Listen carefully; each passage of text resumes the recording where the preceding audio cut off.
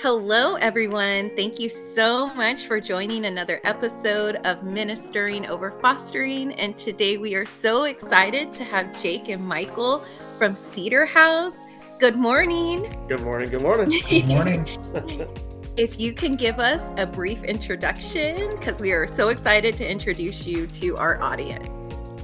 Absolutely. I'm Jake Strowman. Like she said, I'm with Cedar House. I am the Resource Development Associate. So my job is kind of fun. I'm on the back end of a lot of things. I'm not in the trenches as much as Mike is. I love the work that Michael gets to do with all the people. But I'm out there more in the community, raising awareness, letting people know who we are, what we do, how we're here to help for the community and for the folks that are struggling through substance use disorders and everything. I get to be able to do all the fun stuff like social media. I get to go out to networking events. I get to do, all the different fairs like Recovery Happens and things of that nature, where we're able to show as a resource, here's who we are, here's what we offer, here's what we can do. Fundraising and all those kinds of things, donor acquisition. That's all my back end, all my fun stuff that I get to do. And so I like to say I'm more indirect, but I mean, it's just another side of the coin, honestly. So yeah, my name's Michael Rodriguez. I'm program coordinator here at Cedar House. Currently oversee the residential program for our male clients, and I also oversee our outpatient department. So as Jake mentioned, I'm involved with a bit more of the direct line services. While my primary role is kind of overseeing the case managers, there are often times when I'm holding a caseload myself. So I'm providing a lot of direct services, working with the clients, running groups and things like that. Outside of that, I also oversee our internship program, so kind of bringing in the next generation of alcohol and drug counselors, trying to kind of coach them and guide them along their path. So I guess you could say that I wear a lot of different hats. Well, and if I'm not mistaken, right, Michael, you started out as an intern yourself. I did, yeah. Yeah.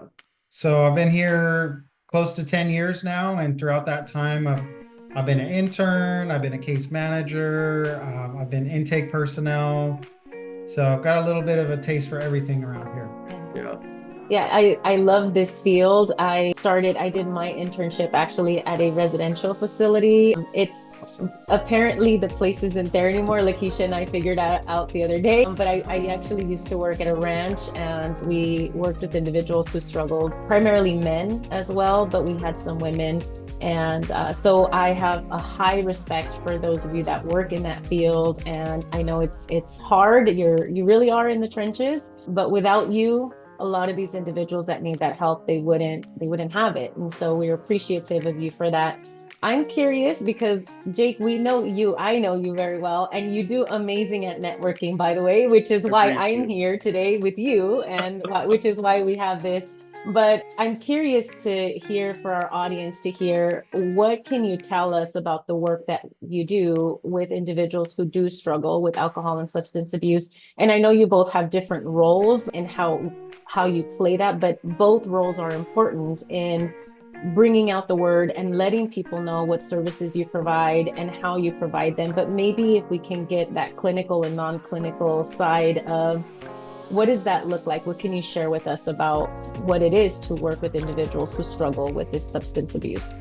Sure. Well, I'll start with the non-clinical side that I am. So what I love to be able to do is we have different kinds of fairs in this industry, that are resource fairs, there's walks, there's, like I said, Recovery Happens, there's a bunch of stuff. In fact, there is one coming up, a couple of them happening. It's a walk for recovery and all those things going down. There's a couple of different places it's happening at. There's going to be one in the high desert. There's going to be one in Riverside that I'll be attending. There's another one down in Murrieta, I think is the other one. And so what happens on my side of things is we go to these events, and there's a ton of folks who have gone through programs from various, different facilities, and they come over and they're able to celebrate their recovery, celebrate their sobriety, and everybody's having a blast. I mean, it's one of these fun, get-togethers, they're like backyard barbecues.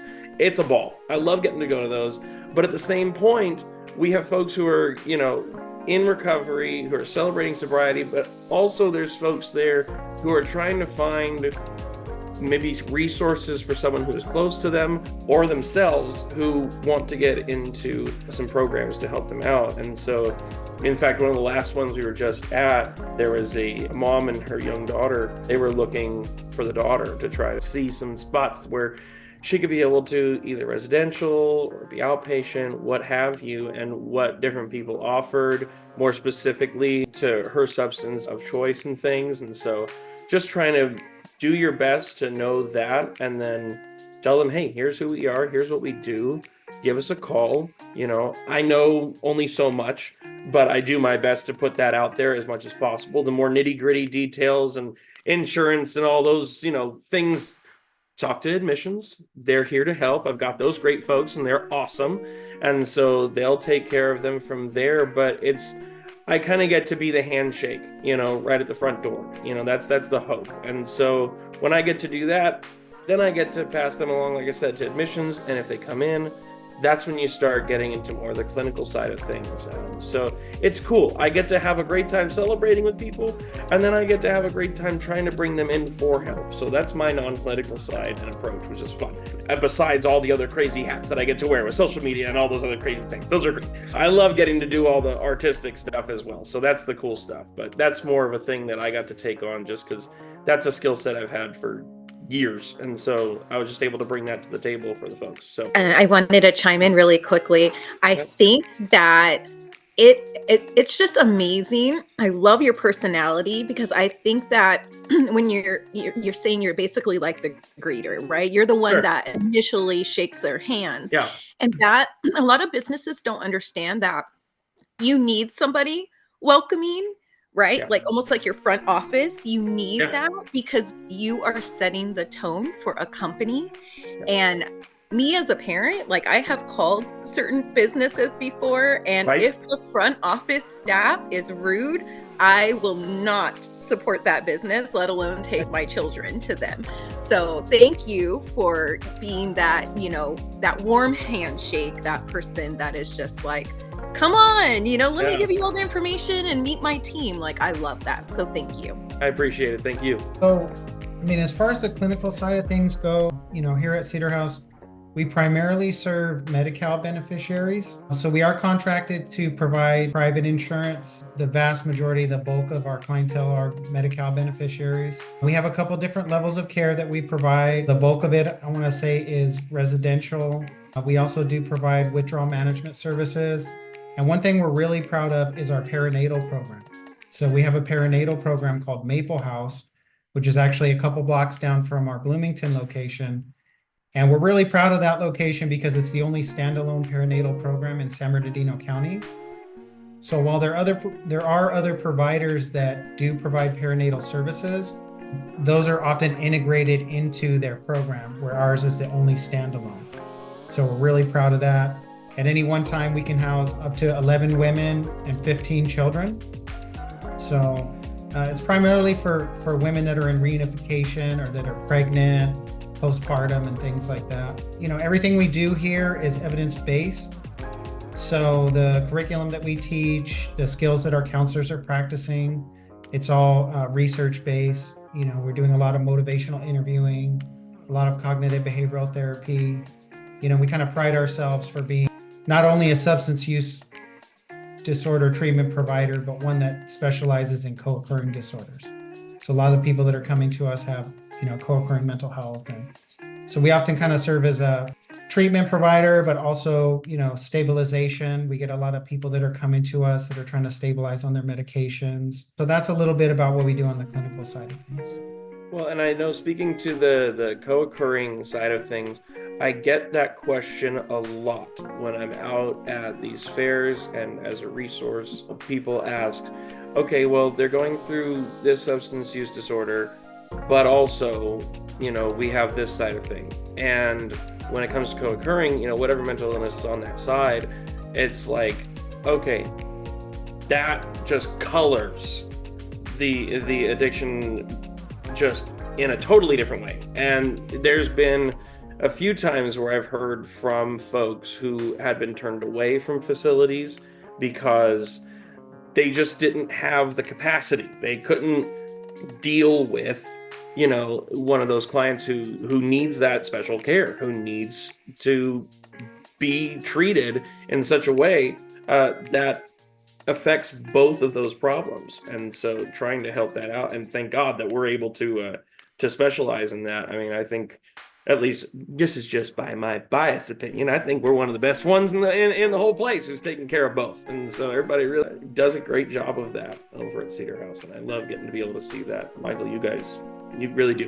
It's really, really cool to watch. So It's so amazing to hear you saying that, because oftentimes what you think of is if you go in for just the treatment of the substance abuse, it's almost like you're putting a band-aid over a wound that hasn't closed up, right? Because if you have co-occurring disorders, like you have depression or anxiety, we never know which one came first. Did the alcohol come as a coping mechanism to help with the depression, or did the depression lead you to then drink alcohol? But if we're only treating one, then you're sending the person to leave, and then this person goes back into their normal environment where all of those things start coming back, and then here we are again needing treatment all over again, or going through that experience all over again. And so the fact that you guys look at this person as a whole, and what can we do to help this person as a whole, what comes up for me as I hear you guys speaking, and what you said, Michael, one of the things that stood out to me so much, and I don't know if Lakeisha picked up on that, is we're in the foster care world, and the way we run our agency is through a holistic approach, and viewing the child as everything that affects you in every possible way. We're looking at all of the components, the spiritual component, the educational component, the mental health component, all of the things that make you who you are, not just the living environment. And part of that holistic approach is thinking about their biological parents.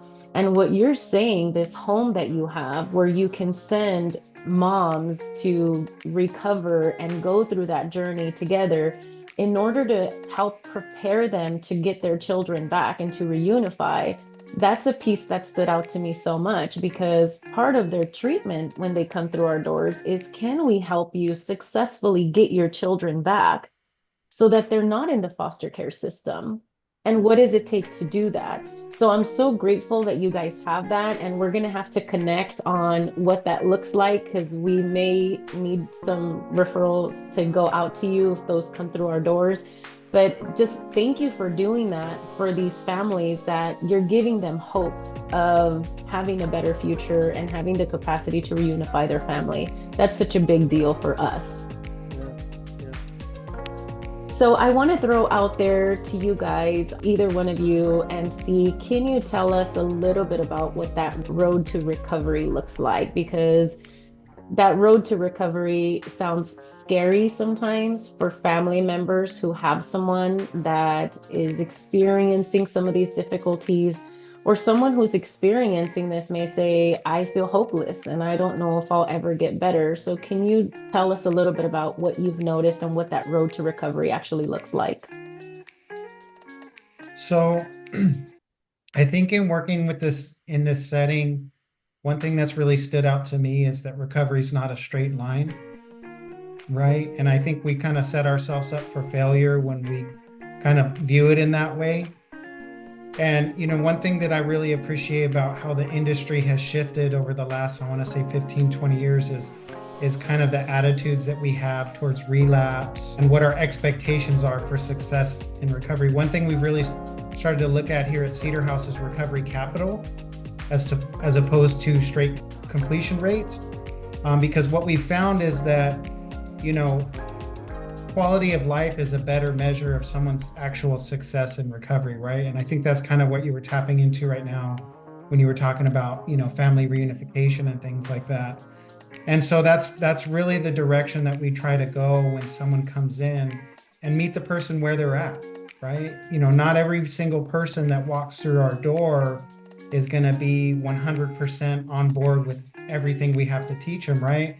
And so we found that it's not an effective approach to, shove abstinence down their throat immediately, right? Sometimes it's about planting the seeds or educating them and kind of just, again, meeting them where they're at and kind of rolling with the resistance sometimes. Recovery for me has kind of evolved over time, and we really I try to promote that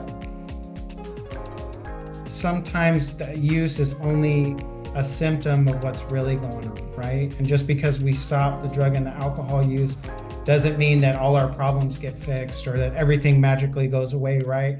What we do is we provide a stable environment for you to start doing some of the work that you need to do and start taking a look at some of those things that, as you mentioned, may have led to the using to begin with. I was just going to say, I love that because we can relate on many levels. We may have a child that's coming through the doors or a young adult that we mentor, and automatically we see that, oh my gosh, this person can benefit from X, Y, and Z. And of course you want them to see the big picture, but you have to meet them where they're at. And I love that you guys are acknowledging that and you guys are living that and teaching them through this program. It's such a journey of patience too on our end. One of the things that I'm learning is that sometimes Lakeisha and I see the potential in one of our kids and we envision them fulfilling that potential, but if they still are unable to see that potential, I have to sit there and walk them through until they're able to understand that they have this capacity, and then they themselves motivate themselves to continue. And so there's this level of patience to say, where are you and how can I help you reach that place that I already envision you in, because I can see it, but maybe you can't see it yet. It's been really cool for me to be able to watch, especially in the residential side of things, the camaraderie between all the clients. Because then you're watching, us being able to talk, one-on-one through case managers. Here's a good road to recovery. Here's what you can, right? And we're trying to work that. And like you were saying, we can envision what's better coming. And sometimes there's that resistance and it takes a bit. But having not just the case manager who, for some of our case managers, actually went through our program, came back and are now working here, but also those others who are going through the program as well, being able to say, hey, look, I know what you're going through. I was there when I came in. This is how much better things have gotten. And you get this buddy system, and you get these folks that are able to encourage each other.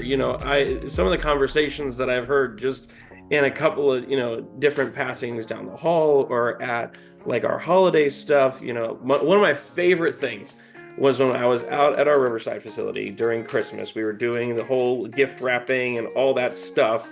And I had a handful of guys just in the room. I think it was maybe 4 or 5 dudes who had their kids. And it was during this one section of the day when they were able to come and go ahead and start wrapping presents.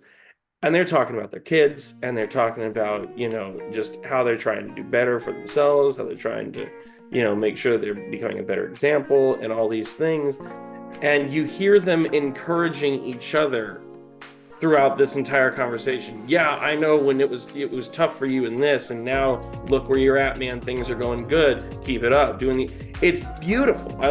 Now that's the thing that's going to keep you going. It's not just one-on-one with a person who understands what's coming, but it's in that group with folks who have been there, who are in the process, who are at the next step where you're going to come to, and they can look back and go, keep going, you're going to make it, it's going to be better. And it's so cool to see that with the programs. So it's really awesome to watch those clients do that. Yeah, that means a lot. To go back a little, I feel like a lot of us that work head on in this, industry, we're all fixers a lot of times. And a lot of times we see the finish line, we see the potential, but we also have to step back and see like maybe what we have for them is not quite the path that they should be taking to get there. Yeah, I love the idea that, some of the caseworkers, they've walked that road, because a lot of times, like for instance, in our industry, working with youth and young adults who have a connection to the foster care system, they may view social workers as, oh, here's this person coming in, telling us what to do, telling us what they think we need, and, all these different things. But I love the realness that there are people who have walked at least similar, walks of life, and they can just be real and share their story and say, hey, I've overcome this. You're not going in there using all these big fancy technical terms. You're just being honest with them. So thank you for having that, both of you. And trust me, that's been really hard for two mama bears to learn. It's been really hard. Absolutely. But we love our kids and we're willing to evolve for them. So here we are. Yeah. But one of the questions that we have, so we know we're going to get some of our youth watching this episode and we'll probably hear from them. And a lot of the youth that we have, what we've come to understand is some of them don't know what to do with their future, what careers to choose. And this is why we bring different professionals onto this platform, because they're like, what's a realtor? What do they do? Or in this case, right, what do you do? What are the jobs for working with people who deal with substance and all of those things? They may not even have exposure to that. Sometimes their world is so limited that when they start to understand that there's such a huge world and opportunity for them out there, it really gives them opportunities that they may not have had.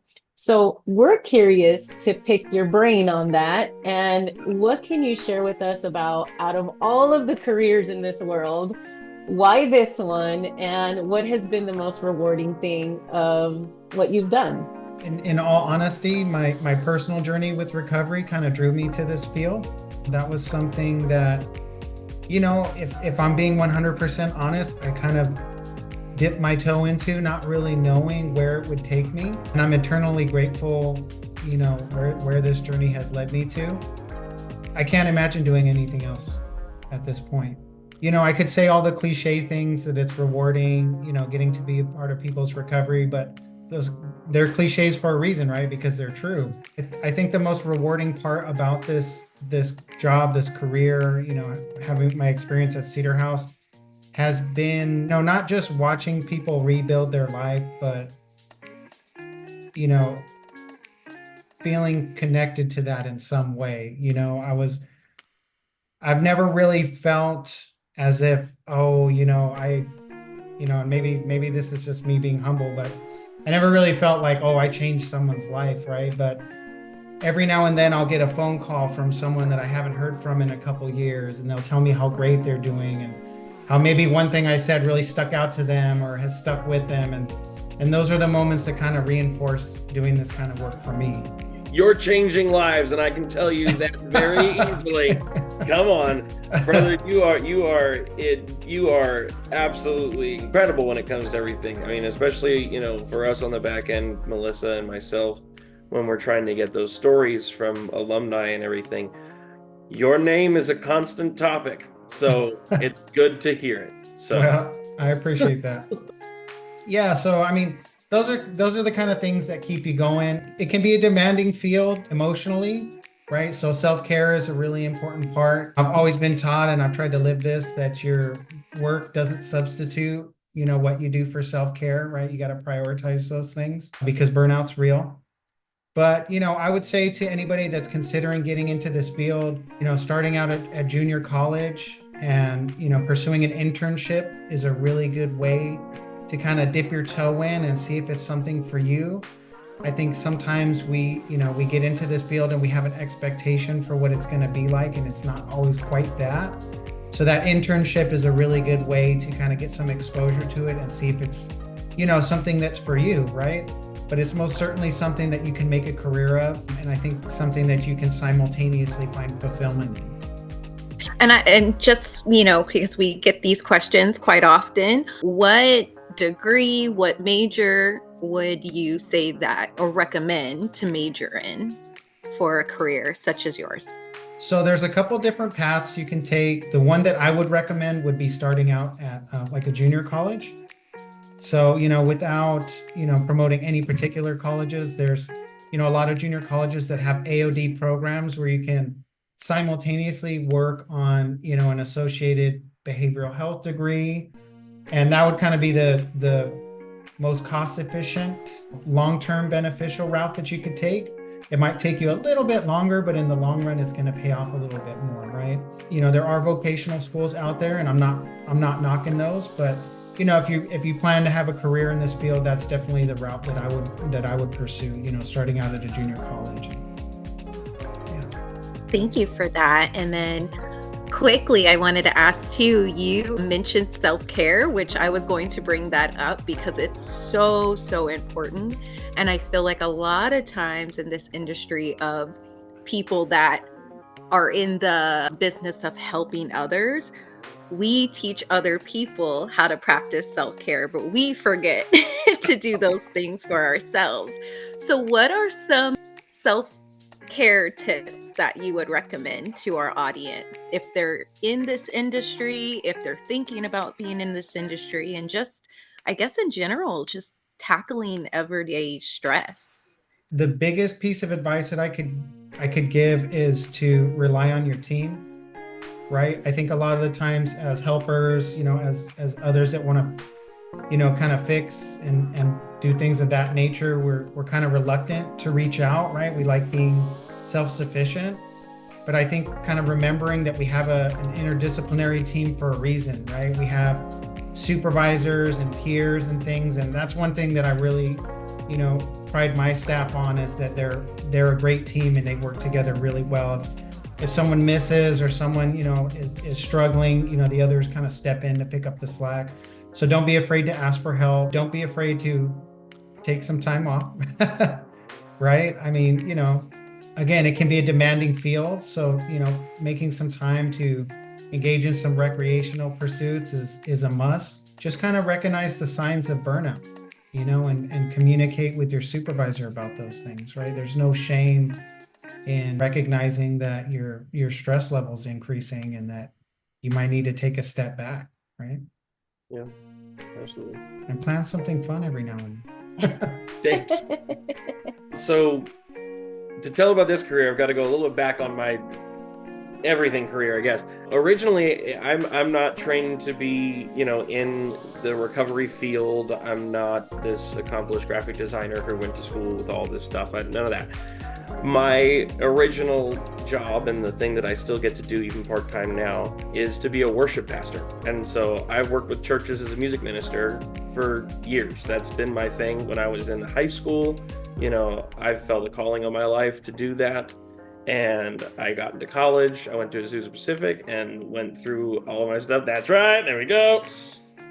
And got to be able to do all my stuff there. Did my 4 years, got my bachelor's, graduated, and thank God I got a job right out of that at a church over here in Rancho Cucamonga. And I served there as music minister for 3 or 4 years or so. And then God moved me along into another thing. But I've been a musician for all my life doing that. And so I've even taught when I was, just in high school, just goofing off and teaching friends who wanted to know how to play. And so I turned that into, more teaching. And so I went into teaching again after that at church. And then the whole world shut down with COVID and everything was crazy. And then I switched over to another church as we were coming out of that, and have been working part-time at a church in Lake Elsinore. Thank God it's remote. I get to do remote, and then I get to go in, on Sundays and everything, or during the week if I need to. But that's been my thing. And when it comes to working at churches, especially smaller ones, you wear a lot of hats. And so I've done the music, I've done the graphics, I've done the social media, I've done it all. I've done the lighting, you name it, you got it, all the audio engineering. Those are all the things that I've gotten to learn and do and love. And so with all those skills, thrown into the bag with me, and obviously with all the interpersonal things that you have to have when you're working with churches, because as much as we love people and you want to love as many Jesus people as possible, sometimes they're the hardest ones to work with. And so I'm just going to lay it out flat, all right? It's the truth, okay? And so, you get to know some people that can be a little bit, they might rub you a little bit, and you got to know how to do well in those situations. And so working with folks who can be difficult, or working with, folks who are going through all kinds of walks of life, and so those skills got to come through with all of that. And then as we got closer to, this time of the year, I just got hired in August. And so I'm sitting on, 6 months? I've been in here for that long, and it was one of those things, to be fully transparent. My sister actually works at Cedar House. And so she works in the HR department. No nepotism, everything's safe and kosher, don't worry. So we got paperwork making sure everybody's okay. And so everything's all good. But she told me about this position opening up, and I was like, well, give it a shot. I was trying to find something more full-time. I've been doing so much, hustling on part-times, double part-times, part-time and a gig, playing with music with my bands and everything like that, and, just making money that way, that I was like, full-time would be nice and benefits sound great. So she told me about the job opening here, and I was like, well, sounds like something that I would love to do. And honestly, when it comes to recovery, it's another ministry. Like we talk about with this podcast, it's a ministry. It's an extension of the kingdom for me. And so when I got into this, this field, it was still close to home. I mean, I've had, a couple of family members, my aunt and then my uncle on two different sides, who have both gone through addiction and everything. And so my aunt came out on the other side of it. My uncle did not. And so I have both sides of the coin that I know. I know what it means to see a life changed and get better and be successful and do great. And I see a life end. And so it's difficult, to witness those things and to have to go through that. But it lights a fire under your butt.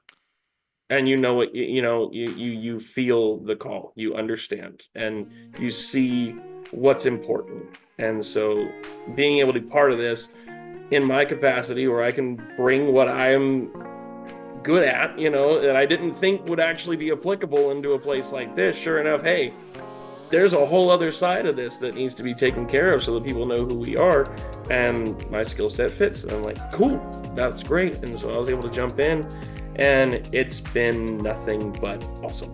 I mean, it's one of my favorite things that I've ever could have done. I constantly talk about this work as much as I try to shut up and get off the clock and not talk about work.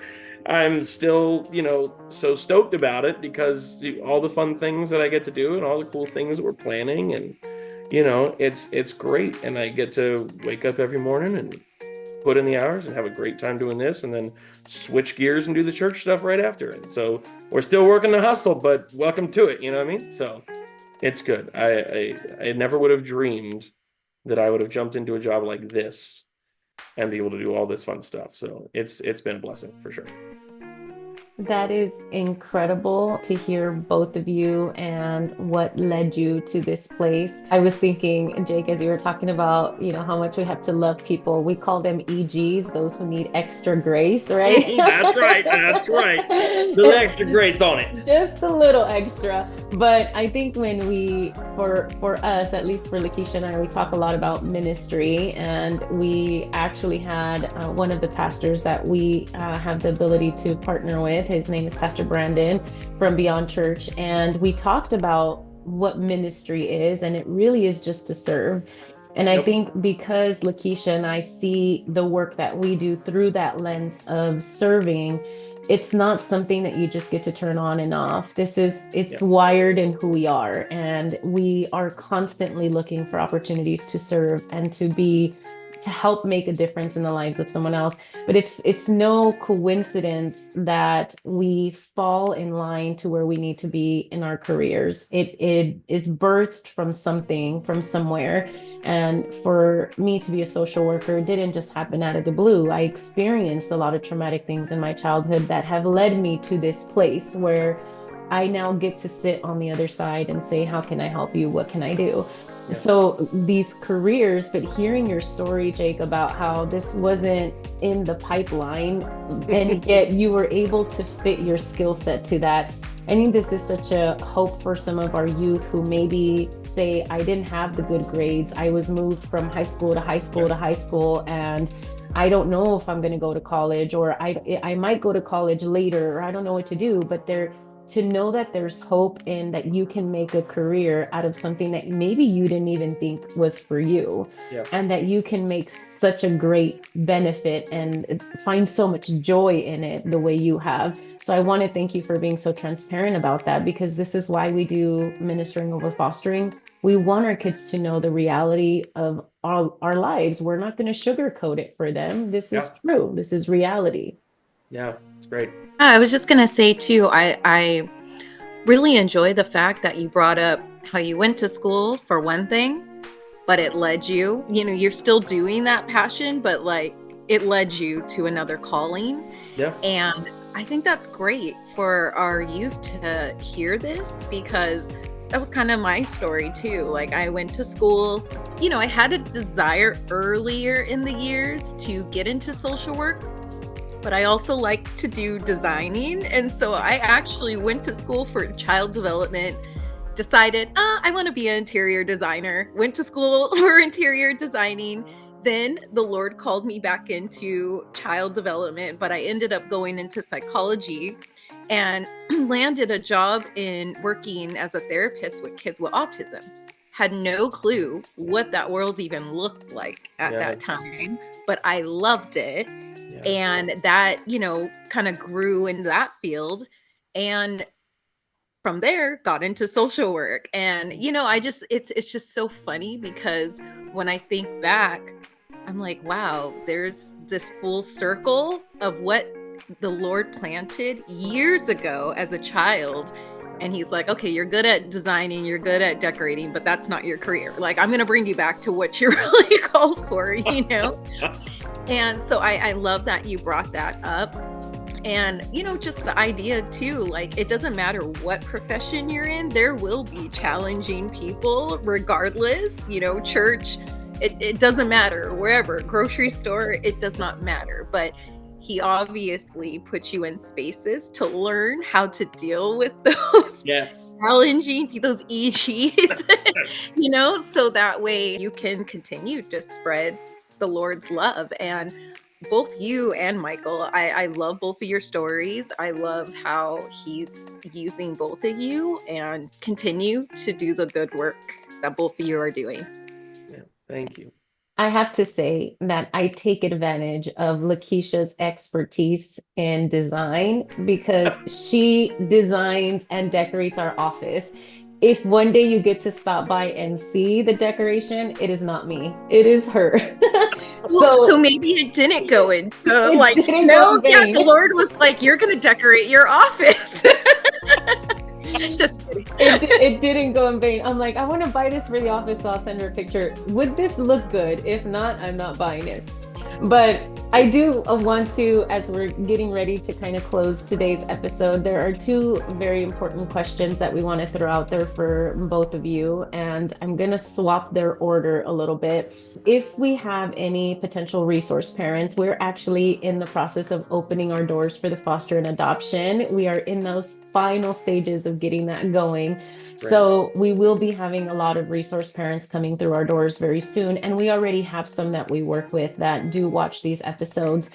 But part of the experience that both of you have in that world, I'm wondering if you can give some advice to some of our resource parents, if they have children or youth who are already struggling with alcohol or substance abuse, or if these children that they're working with have parents who have struggled with this.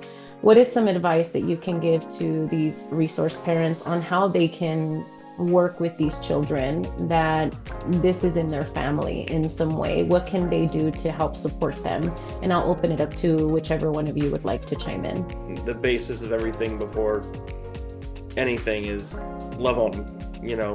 There's going to be difficulty, and these are going to be your kiddos, and so love them through the process, whether it be if they're struggling or whether it be they're coming from a home where there was struggling.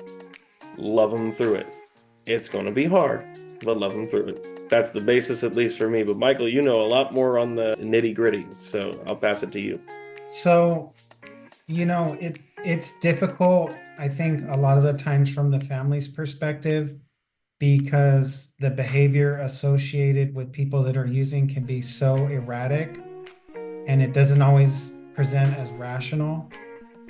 And I think that's something that, parents and family need to be mindful of, is that, it's not always coming from a place of intention, right? If someone's under the influence, it's not necessarily that they're intending to, hurt their loved ones, or it's not always their intention to, behave in such a way that, we perceive as being, so horrible, right? There's a quote by Gabor Mate. He's a famous trauma doctor, right, out of Vancouver, Canada. And he says, don't ask why the addiction, ask why the pain, right? And I think that's a really good perspective for family members to adopt, right? Because, as I mentioned earlier, a lot of the times we like to look at the substance use as the primary issue, when a lot of the times there's a lot going on behind the scenes that's contributing to the use. It's admittedly easier said than done. When you have someone that's in active use, it's hard to tolerate, right? But I think especially when we're talking about our kids, I think, Jake hit the nail on the head, that it's all about support and really making themselves available and keeping an open mind. One other thing I'll say is, not to be shy about asking for help for the family, right? Because a lot of the times what we know about this disease is that it affects the entire family unit, right? And while the person that's actually using needs time to heal and time to recover, a lot of the time the family needs that as well. And there's different resources out there, just off the top of my head, Nar-Anon, Al-Anon, and things like that, support groups that are available for family members to help them, get some empathy and realize that there are others that are going through the same things as well, right?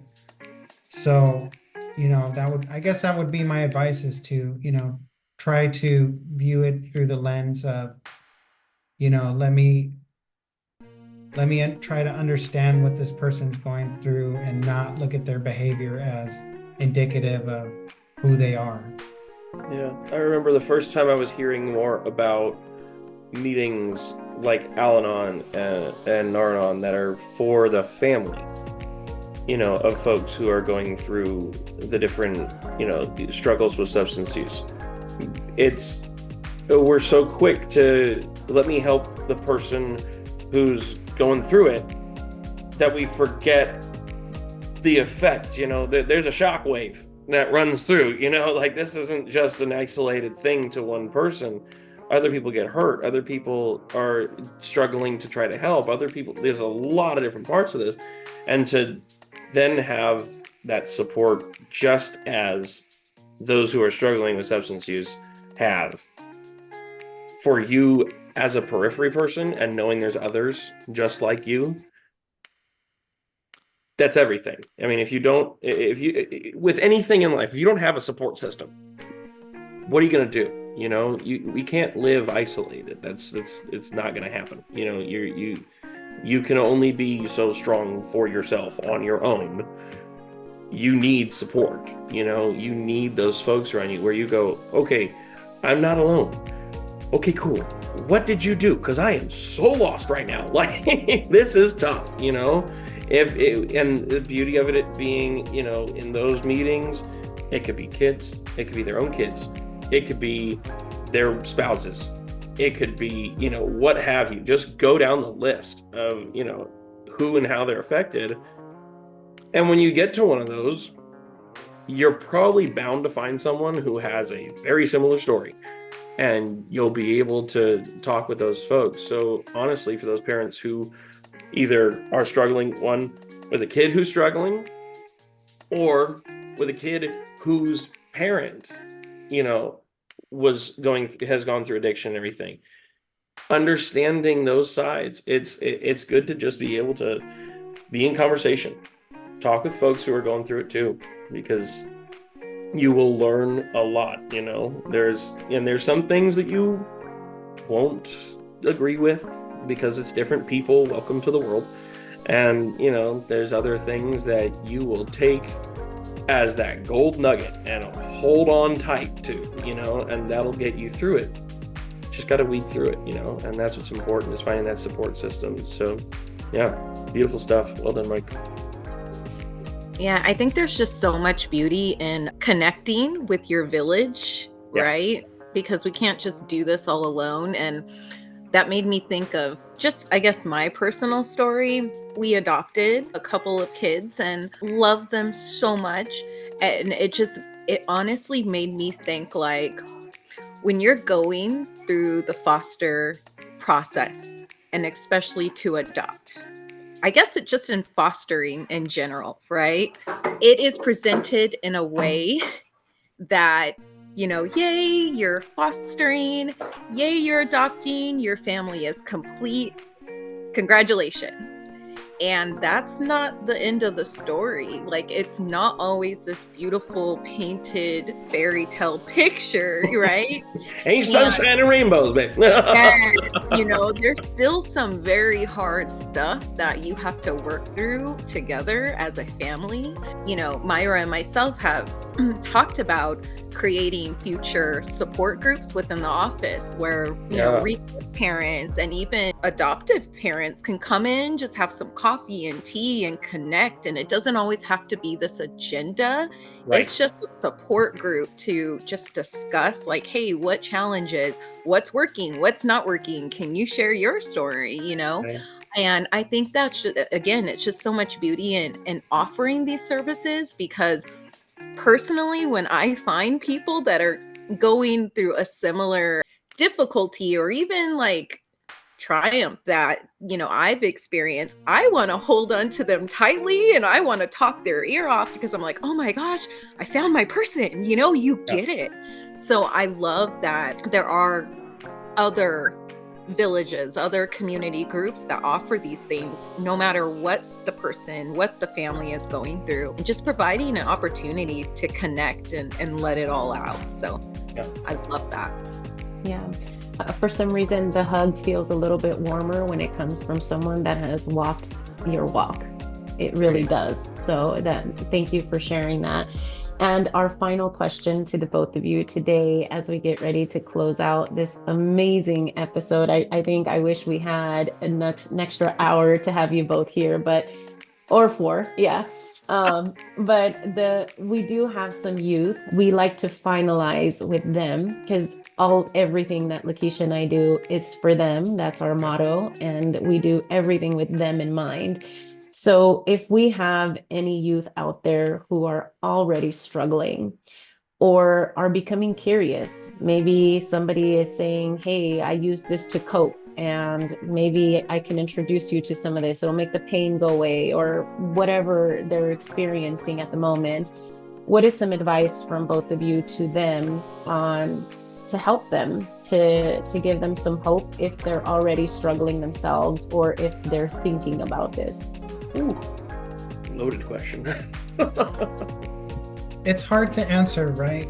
Because I think for so many of us, that experience has to be our teacher, but it doesn't have to be that way, right? And I think there are so many people that have kind of traveled that world and that road and experienced those hardships for us, and we can lean on their wisdom and on their experience so that we don't have to go through the same things that they did, right? And I know, having been a youth myself at one point, that we let out our groans and our sighs, and our eyes roll back when we hear that kind of stuff. But one thing I'll say is that that's the scariest part about this disease is how subtle and how gradual it can be, right? And I think that's something that shouldn't be underestimated. The good news is that there is help out there, right? There's support, as you guys have talked about.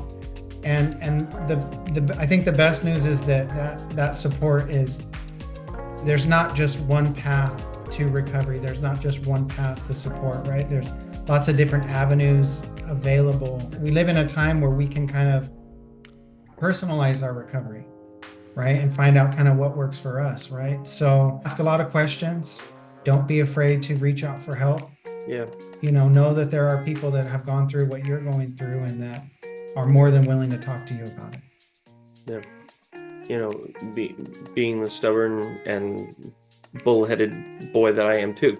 It's very much of I'm good on my own. I don't need the help. If somebody gave me this little thing of help, okay, fine, I'll figure it out and try it, whatever that substance may be. And like Michael said, there's plenty of folks who have already gone down that same road. My father had, been that crazy kid in high school and out of high school, it did anything and everything, you name it, you got it, and thank God that, the Lord got a hold of him and turned his life around and everything. And growing up, I was able to have that influence of him going, look, you see me, I'm fine, but I've done all the dumb stuff. And I can tell you right now, it ain't all it's cracked up to be, and I have a fantastic relationship with my dad, thank goodness, and so when I hear those things, I go, cool, then I'm not going to worry about it and I can leave it alone. But I understand that not everybody has that. And so when it comes to those moments where you have a friend who's saying, look, take a hit, you'll feel better, all those kinds of things, think twice, think about it. There are people who can help you do it in a lot more healthy ways. You can understand all different kinds of coping mechanisms in a lot more healthy ways. I'm a dude that struggled with anxiety and with all that kind of stuff for years, okay? And I'm not going to badmouth those who, decide whatever they want to use recreationally. If they use marijuana and they want to use that, to be able to calm down and all those things. Okay, it's not for me. It's not my deal. I'm not trying to do all that. And I've found ways healthily and holistically to get myself calm, be okay, not have anxiety, not freak out when you walk into a room or have a certain situation pop up that shoots you into a spiral. You can do things better than just using something temporarily to get rid of a feeling. It's temporary for a reason. It's just temporary. And now you're altering chemicals in the brain that are going to be changed now forever. And you will be constantly chasing that relief. And it can really mess you up. So if you need coping mechanisms, look for it in the healthy ways. Especially with the two of you, thank goodness for you guys having us on for this podcast and your experience in psychology and everything. Like, there is plenty of ways that are healthy through psychology of talking about what's going on in the mind. And right then, with youth, you're developing. Everything is crazy already. And I'm so sorry that you got to develop, but that's what it is with youth. And we've all done it. And it's nuts. It's nuts. It sucks sometimes, but we all got to go through it, And coming up this next week, actually, is National Drug and Alcohol Facts Week. There we go. Long thing. But there's a bunch of folks who are putting out information and things just about drugs, alcohol, all the things, how it affects you, specifically more targeted towards youth for this week. And so, talking about what are the effects on your developing brain when these substances are introduced. I mean, I know it sounds kind of no-brainer or constantly spoken, but it ain't good, It's not the best stuff that happens, And so you need to think twice. The whole say no to drugs and everything that's in schools, I know it's cliche, and I know you get sick and tired of hearing it, and it can be whatever it can be. But honestly, there are better ways to cope than just reaching for something else. So be smart about it and talk to people, because it's okay to ask for help. Don't be that lone wolf, I can take care of it. Oh my gosh, I've done that to myself enough times. Stupid me. Could have saved myself a heck of a lot of heartache and pain and stress and anxiety if I would have just said, help. Great, here you go. And then it's done. I ain't got to worry about it no more, Do that for yourself. It's okay to say you need help. You're not weak. It's stronger for you to say, I need help, than it is to say, I got it, and fumble through the process. No words, no truer words have been spoken for sure. But I'm going to give this to you, Jake, because you are the social media guy and all of that. So tell us where people can find you, where they can find Cedar House, if they are looking for a place, if they have a family member or they themselves are needing of these services. And we're actually going to put all of that in the episode as well, so they'll know where to find you. But tell us really quickly where they can find Cedar House. Fantastic. You can find us across all of your social medias, whether it be Facebook, Instagram, YouTube, LinkedIn, Twitter, TikTok. You got it. They're all there. Search Cedar House Life Change Center. Most of all of the handles are just the name. If it's any different, like I said, just search Cedar House Life Change Center. We're the only one out there. You'll find us. So go ahead and grab us from there. And that's the one way to get us to be able to follow our socials. You can see the events that are coming up. You can see the resources and things. We're not just a social platform of, hey, look at all the fun stuff we're doing. I'm also trying to teach you. I'm trying to show you some great stuff. Thank goodness for Michael's help. He's been able to shoot me a lot of our curriculum that we get to use in-house and try to make that, available in bite-sized portions. I know it's nothing compared to going through the programming and stuff, but these bite-sized portions for people to get a look into what is the process of recovery. And so, right now I'm now into the next major portion of the matrix model that we use. We're in the relapse prevention part. And so every Monday I'm posting a matrix model Monday, and I think we're in the next 32 sessions. So I got 32 weeks of content coming right out the gate. Makes my life easy because I ain't got to plan more than that. It's already covered. And so just knocking out all these different resources that we can show, and so you can learn on our socials. It's not just a get together and say hi and laugh about something that we posted. No, this is some serious stuff that we're putting up there. And if you want to know information about what we do and who we are, go to our website, cedarhouse.org. It's just that simple. All of our socials have that link on there, except for TikTok. And I have a bone to pick with those people because they haven't given me my business registration yet. So I'm trying to get it off of pending. But the website is cedarhouse.org, and you can find it, and you can get all in there, and you can see everything about the programs that we offer, all the admissions things. You can see if your insurance is covering that. Like we said, we do Medi-Cal primarily, but we also take private insurance. We are open for all of it. So make your way in, and we can make sure to help you guys out. All the different programs that we offer are all listed on the websites. And if you've ever been a part of us, or you've, come through and you've had any kind of connection to us, leave a review on Yelp and Google. That'll be awesome. That helps us out and gets our name out to people, and they can see all the great stuff that we do as well. Think that about covers all the socials and stuff. I can't think of any other way you can find us. So otherwise you can just, drive over, and that's all I can give you. Or look for Jake out in the community, because you will find him somewhere. He is not hard to find. He's out there somewhere. That. But I do want to say to Michael, thank you. It was such a pleasure to meet you, Michael, through this means. And on behalf of SNL to Cedar House, we want to say thank you so much for some of the gifts that you donated for our kids. Our Celebrate Me project for our younger kiddos is fulfilled for the year because of you.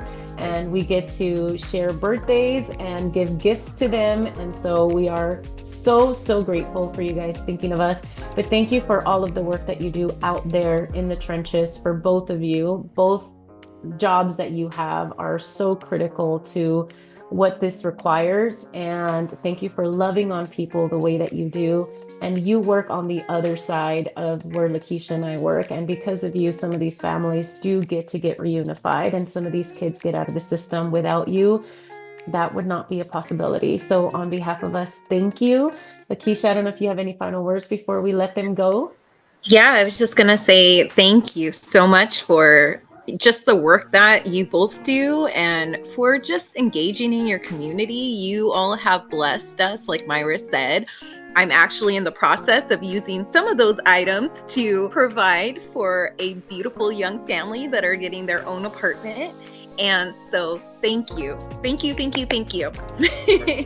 Thank you guys for allowing us the privilege to be able to hang out with you all, and getting to be able to bless you, and we continue to bless each other. So thank you. I really appreciate that.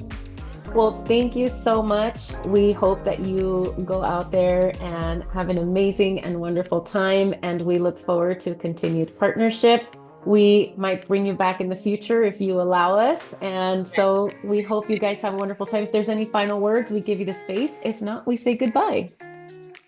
I just wanted to say it was a pleasure meeting you guys. Thank you for having me. Yeah, absolutely. Thanks, y'all. Thank you. Thank you, everyone, for watching another episode. We'll see you on the next one. Bye. Bye.